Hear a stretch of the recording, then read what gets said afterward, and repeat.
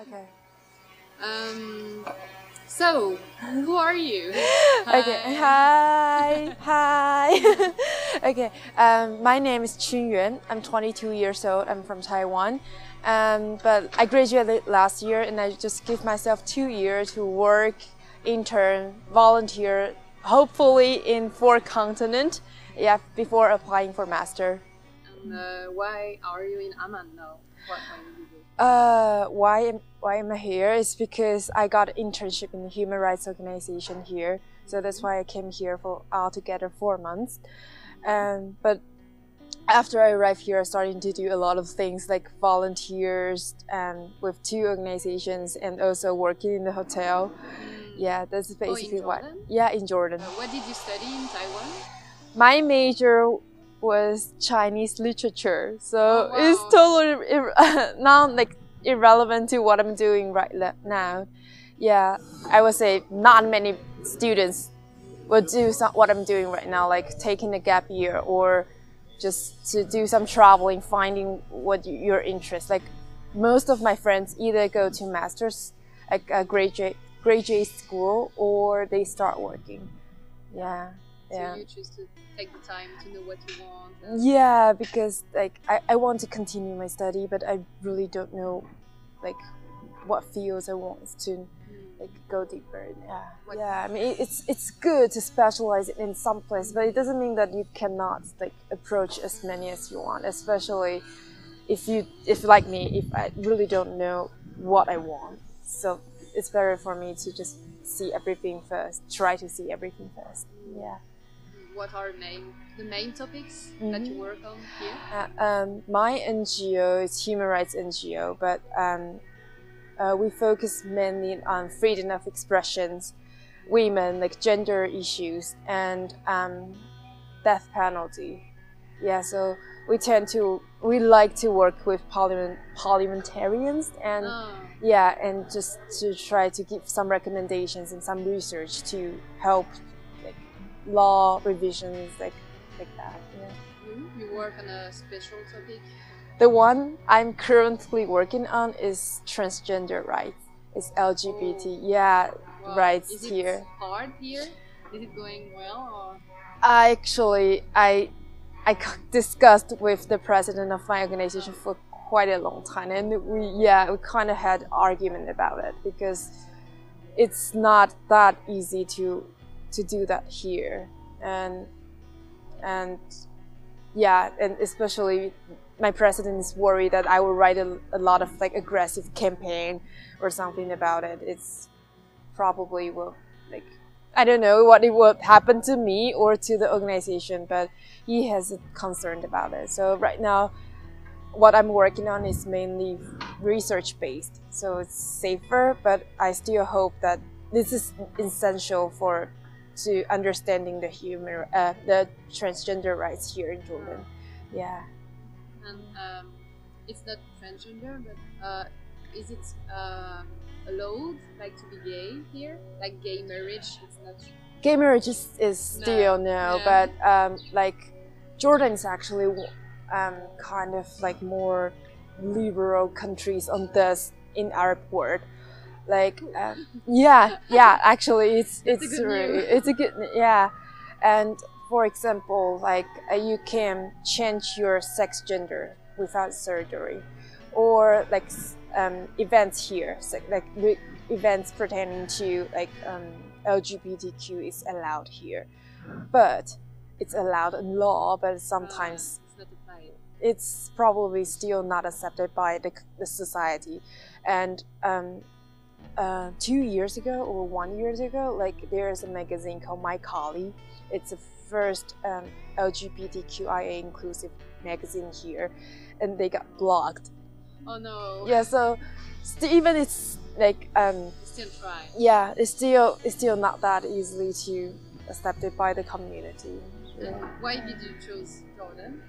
I chose here because the location, because it's surrounded by conflict zone, Iraq, Syria, Palestine. So you have a feeling that you can find something that you want to know here. There are a lot to do. Yeah, especially I focus on humanitarian issues. So either here or Lebanon. So yeah. And how did you find your internship? Google. I just type in Jordan and I want to know about human rights. And my organization, its name is Amman Center for Human Rights Study. It's the first one. And then I clicked the website and I saw there's an internship like option. So I just sent an email and accepted. Do you feel safe when you travel? Do you feel safe as a woman? Do you feel safe as a Taiwanese? As a woman, not really. I mean, I can only speak like because I'm a woman. So as a woman, I don't feel really safe in some countries. Like, especially like when you walk past, then the people are just shouting at you and trying to talk to you, even trying to touch you. Yeah. So I feel like really bothered, like and I really don't know what they would do to me, even though they probably just want to be friendly. But to me, it's like I feel like you are violating my personal space. Yeah. What do you think about here, like the place of the women here in Jordan? Okay, story sharing. But yeah, okay. I have met one couple. I mean, they have children. But it's like the wife is teacher. I mean, she teaches before, but it's like her husband say something like, "Okay, I will let her to teach, only because like she has nothing to do in her free time." So it's like the word "let," which means it's like you can still feel the inequality here and the stereotype that women should stay at home and raise the kids like that. And if they get to do something, it's because they are allowed by men. Like this is the stories that really, really kind of like make me feel a little bit upset about it. Yeah, but this is what we want to change. If you have your worst and best experience of travel? The worst part is probably like I almost got raped. What? Yeah, like when I did couch surfing. Yeah. Where? In Dubai. Oh. Yeah. It was the time that we both drank a little bit wine. So I felt tired, so I just went to sleep. We are in the same room, but different beds. And I went to sleep, and I can feel that he came. Yeah, and the rest is like he started to do something, and I yelled and pushed him away, like that. Okay. Yeah, but it's still awkward because it's so late, and we were still in the same room, but just he left to his bed, and I stayed in mine. And we just stayed there until morning, and I left. Okay, so yeah. You just slept. Yeah, because like I just fell asleep. But actually, I didn't do like very well. Like the next day, I tried to pretend nothing happened because you don't know how to face him. Yeah. Actually, I haven't lived something like this, but I was in a situation in couch surfing in Tel Aviv, and this guy, like he tried to let something happen between us. Yeah. And I was so uncomfortable, like to say no to him because I had nowhere to go and nobody to help me. So I just wanted to stay nice with him because I wanted to sleep there and I wanted him to be okay with that. It's so scary when you are in couch surfing. You're supposed to, they are welcoming you, so you are in a like weak position. Yeah, indeed. Yeah. Yeah. Do you remember a good experience? Good experience. good experiences. Yeah. Oh, I would probably set my trail in the Wadi room, so it's like pretty recent. Like it was amazing. I always want to do some adventurous things, and that was it. And like you trailed in the desert, and I mean, for me, it's challenging myself and see the magnificent landscape of the desert. And there are only two people. You feel like there are only two, like only you and me and my friends. Yeah. Okay. 我觉得我现在在做的事情是真的不是真的没有太多人敢这样做，或者是就是他们的家人可以支持他们这样做。2年是一个很长的时间，就是其实我自己也是蛮紧张、蛮害怕，说这2年到底是会成为一个对于未来很好的助力，或者我只是一厢情愿，只是在做对于未来我可能没有很大帮助的事情。即使我明白这是对我来说是一个很好的学习机会，但是你还是会紧张，还是会害怕，还是会觉得啊，如果之后硕士申请不顺利的话怎么办？但是再来第二个就是关于家人，还有关于我怎么完成这趟旅行。我基本上都是申请一些就是政府计划，或者去找一些国际资金去辅助我完成这些旅行。然后所以这也是另一个我觉得这很挑战的部分，但同时也会让我觉得收获特别多，因为你必须要大量的去搜索，而且去大量的去想怎么样去申请成功，而且怎么样去做什么样子的事情。然后你也会因为写了一些计划，所以你就必须大量的去接触人群，然后还要对这个计划负责。所以如果我真的想要推荐大家去也来做像我这样子的事情的话，那我也会更推荐大家去好好的运用所有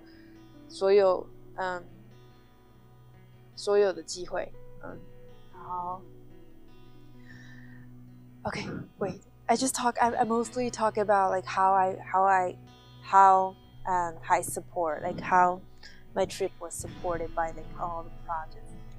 我不知道为什么我会很想说的是，即使我有很长的时间并不在台湾，但并不代表不关心也不爱这块土地。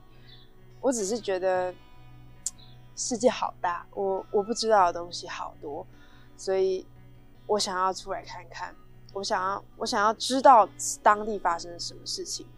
但是很多人都会问我说，你在国外做这么多的事情，你是不是不爱台湾，或者是不在乎台湾了？但是我从来都并不这样觉得，甚至想到别人这样子想你，会觉得有些难过，会觉得有一些觉得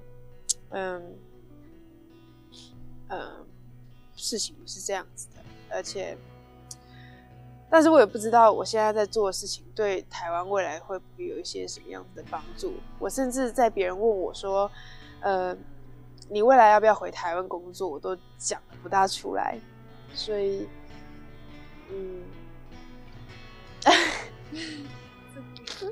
对啊，只是会觉得我也并不是想要透过这个影片证明说什么我爱台湾或者是什么，只是会觉得特别想要跟大家分享一件事情，就是并不是所有对于国外有热情的人都忘了自己的家在哪里。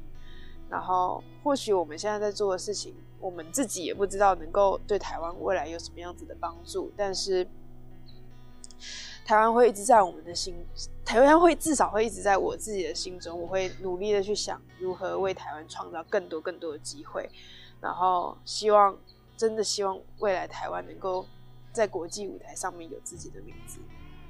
Okay. That's so beautiful when you speak English so hard. Yeah, I mean, even if I don't understand it. Okay, I can translate this part to you. It's basically I'm after, yeah. If you don't mind, we will take more time. Yeah. Maybe women, maybe men, that don't want to travel alone and don't want to travel in not safe countries like Jordan. So, do you have something to say about it? I have to say, like, unless it's like the countries in the war, like it's like the situation is really bad. Otherwise, I would say dangerous everywhere, and like there are always people traveling somewhere, and even in Africa, Oceania, or the countries that used to think that it's very dangerous. I have met one female traveler. She travels to like South America, Africa alone, and I mean, just be careful about everything. And I wouldn't say you will be fine, because I wouldn't know like if any of the viewer will be fine. I hope so, but just be careful and do not think too much before you actually do anything.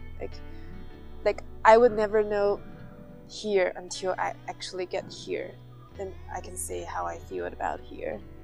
So if you're really interested about something, you can just do it, but just do some research. Always be alert, and regardless if you're male or female. I mean, yeah. And another thing is, like, if you want to travel but you don't have enough like budgets or you need some financial support, there are actually a lot of international grants that you can apply to. Like I applied once to go to Lebanon to produce a short film. Even though I don't know if I will get accepted, but there's a lot of chances for you to do volunteer, for you to do artworks. Just do some research and you will find there are so many opportunities out there waiting to support you to do whatever you want. Yeah. Actually, I have a last question that I just come to my mind. To someone who don't want to travel, like what does it bring to you to travel, like to be more open-minded and to meet people? Why do you travel, like in general? What do you like about it? Why I travel is because in Mandarin, I would say 世界好大，我不知道的好多, which means the world is so big and there are so many things I don't know. I just want to know what it's like there. For me, it's just because of this very simple reasons. Like, I want to know what it's like elsewhere. But I wouldn't say traveling definitely will make people be more open-minded. I don't know. Or sometimes it will just because people see the difference and they feel good about themselves. So, like, but what traveling can benefit you is like you actually see and be immersed in the environments that you are not familiar to. And no matter what that brings to you, that's a shock for you. That's a stimulation for you. So if you are getting too used to your own environment, just change it. You don't have to go abroad, but just try to change it, and probably you will find the different yourself when you are in different situation. That happens to me too. Like I feel like I'm different when I'm in different situation. Like outside of your safe space. Yeah, or comfort zone, like some people say. Yeah, comfort zone. But even though this is very hard to like actually define what comfort zone is, sometimes I will feel comfort right here, but probably sometimes when I have certain situation, even back in my home country, I don't feel comfortable anymore. So but just give you some advice is that when going abroad is probably the easiest way to find something different. But if you cannot do it, it's fine. Just do something else. Yeah. Why your face is like that? I'm so sad to have finished. What? This is a good time. Okay. I have no more questions. Okay. Yeah. Do it to the camera. Maybe How does it bye in French? Au revoir. Au revoir. Au revoir. It's a little bit hard to pronounce actually. Au revoir. That's it. Au revoir. Au revoir. Au revoir. Au revoir. And hopes the best for everyone who's watching this. And yeah, you can comment below like what I should eat when I go to France, because you know what I ate when I go to Paris? The first meal I had is kebab. So please comment below like what I should eat when I go to France, and hope I could get next time. Thank you so much. Yeah. Okay.